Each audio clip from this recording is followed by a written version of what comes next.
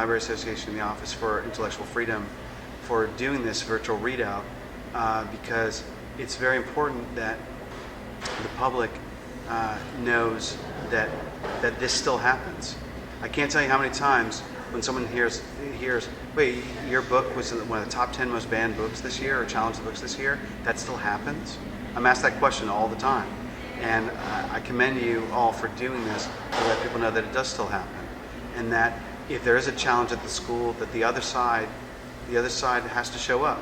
And even at the end of the day, if the school decides it's not best for the kids, at least it's an entire community that decides that, not just a small minority of folks who may object to what's being taught to their kids. So that's all I really want to say. I think what you guys are doing is great, and every time you ask me to do anything, I'm proud to do it.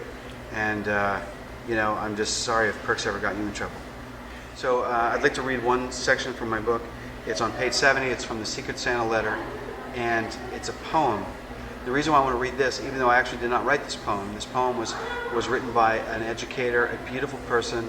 His name is Dr. Earl Room. He taught in the Colorado school systems, Denver specifically, and he left behind an amazing legacy of education and helping young people. These are his words. I couldn't be prouder to read anything else from my book, and this is for you, Dr. Room, and your beautiful wife. Once, on a yellow piece of paper with green lines, he wrote a poem, and he called it Chops, because that was the name of his dog, and that's what it was all about. And his teacher gave him an A and a gold star, and his mother hung it on the kitchen door and read it to his aunts. That was the year that Father Tracy took all the kids to the zoo, and he let them sing on the bus, and his little sister was born with tiny toenails and no hair, and his mother and father kissed a lot, and the girl around the corner sent him a Valentine sign with a row of X's, and he had to ask his father what the X's meant. And his father always tucked him into bed at night and was always there to do it. Once, on a piece of white paper with blue lines, he wrote a poem, and he called it Autumn, because that was the name of the season, and that's what it was all about. And his teacher gave him an A and asked him to write more clearly. His mother never hung it on the kitchen door because of its new paint. And the kids told him that Father Tracy smoked cigars and left butts on the pews, and sometimes they would burn holes. That was the year his sister got glasses with thick lenses and black frames, and the girl around the corner laughed when he asked her to go see Santa Claus. And the kids told him why his mother and father kissed a lot. His father never tucked him in bed at night, and his father got mad when he cried for him to do it. Once, on a paper torn from his notebook, he wrote a poem, and he called it Innocence, a Question, because that was the question about his girl, and that's what it was all about. His professor gave him an A and a strange, steady look, and his mother never hung it on the kitchen door because he never showed her. That was the year that Father Tracy died, and he forgot how the end of the Apostles' Creed went, and he caught his sister making out on the back porch, and his mother and father never kissed or even talked. And the girl around the corner wore too much makeup that made him cough when he kissed her, but he kissed her anyway because that was the thing to do. And at 3 a.m. he tucked himself in bed, his father snoring soundly. That's why in the back of a brown paper bag he tried another poem, and he called it Absolutely Nothing, because that's what it was really all about.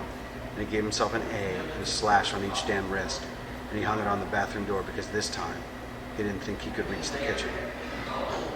And as I said, when I was given that poem, I was told that it was some kid's suicide note, and my sister gave it to me. And when I was writing the book, I just want to speak about it. When I was writing the book, I thought, what is the perfect gift that Charlie could give to Patrick for Secret Santa? And I realized that this poem was probably the most beautiful thing I'd ever read. And all I wanted to do, if my book went out to anybody, was to spread the word about this poem, and that it would be this gift from Charlie to Patrick. And so I included it, and I heard it was an anonymous suicide note. And then my publisher said, listen, we love the poem, you can include it, but you have to figure out who wrote it. Because of copyright laws, and rightfully so.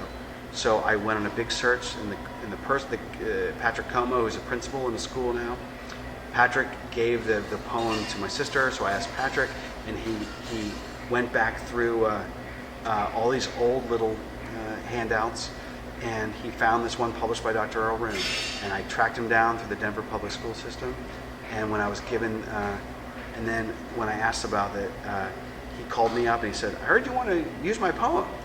And he had written it. He was a wonderful old man who had spent his life teaching kids. And I got teary because the person who wrote my favorite poem of all time was not a kid who killed himself. He was a beautiful teacher. And, thank you, Dr. Earl.